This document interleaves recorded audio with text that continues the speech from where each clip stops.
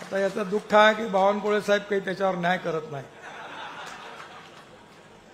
कारण असं आहे की चांगला माणूस असतो घर की मुर्गी डाल बराबर। त्यामुळे बाहेरचा चिकन मसाला सावजीचा चांगला लागतो। जरा जुन्या लोकांकडे लक्ष ठेवा। हे जोपासलेले कार्यकर्ते माझ्या का आता मी तर नाही आहे, तुम्ही नेतृत्व करता।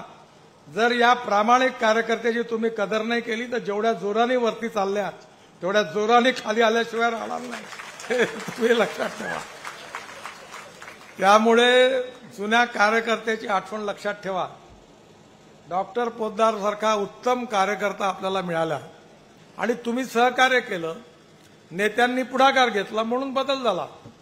नाही तर याच बस स्टॉपवर कळमेश्वरच्या अंधारात एक लाईट लुपलुप करायचा, समोर ती डिस्ट्रिक्ट कोऑपरेटिव्ह बँकेची शाखा होती, त्याच्या बाजूला एक व्हेटरनरीचा दवाखाना होता आणि ती बस येत नव्हती, एसटी स्टँड नव्हतं त्यावेळी।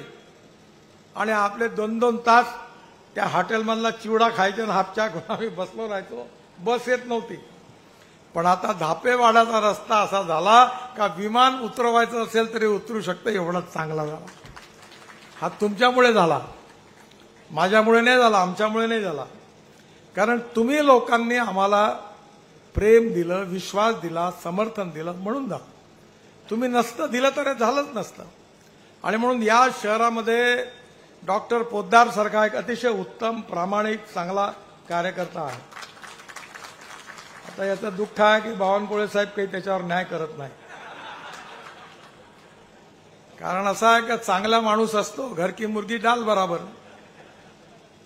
त्यामुळे बाहेरचा चिकन मसाला सावजीचा चांगला लागतो। जरा जुन्या लोकांकडे लक्ष ठेवा। हे जोपासलेले कार्यकर्ते माझ्या का आता मी तर नाही आहे, तुम्ही नेतृत्व करता। जर या प्रामाणिक कार्यकर्त्याची तुम्ही कदर नाही केली तर जेवढ्या जोराने वरती चालल्या तेवढ्या जोराने खाली आल्याशिवाय राहणार नाही, हे तुम्ही लक्षात ठेवा। त्यामुळे जुन्या कार्यकर्त्याची आठवण लक्षात ठेवा। डॉक्टर पोद्दार सारखा उत्तम कार्यकर्ता आपल्याला मिळाला, ज्यांनी या भागामध्ये उत्तम काम केलं, आजही करत आहेत। मी अनेक वेळा त्यांना सांगायचो का पहिले आपला दवाखाना बघा, फालतू गोष्टी नका करू, पहिले दवाखाना नीट बघा मग काम करा। पण डॉक्टर पोद्दार असे का दवाखाना ठेवला बाजूला आणि गावभर फिरून आपलं काम करत होते।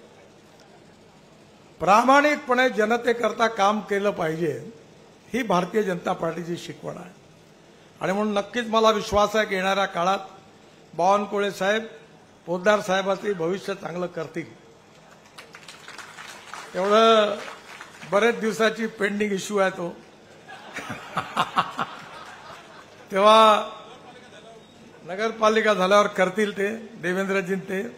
आणि नक्कीच त्यांच्या नेतृत्वाखाली आणि आशिष देशमुखांच्या नेतृत्वाखाली या कळमेश्वर क्षेत्राची उत्तम प्रगती होईल, विकास होईल।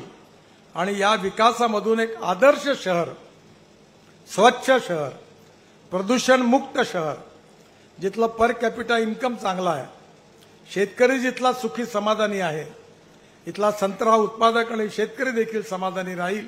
कारण आपल्या भागामध्ये मोठ्या प्रमाणावर वेगवेगळ्या प्रकारचा विकास करण्याची जबाबदारी डॉक्टर पोद्दार साहेबांनी घेतली आहे आणि त्यांच्या मागे बावनकुळे साहेबांनी आम्ही सगळे उभा आहोत। आणि नक्कीच हे चित्र असं आज बदललं, यापेक्षा चांगलं बदलल्याशिवाय राहणार नाही असा विश्वास व्यक्त करतो। पुन्हा एकदा दिवाळीच्या आपल्या सगळ्यांना शुभेच्छा देतो। आणि मी तुमच्या ऋणातून मुक्त झालो, कारण आशिष देशमुखच्या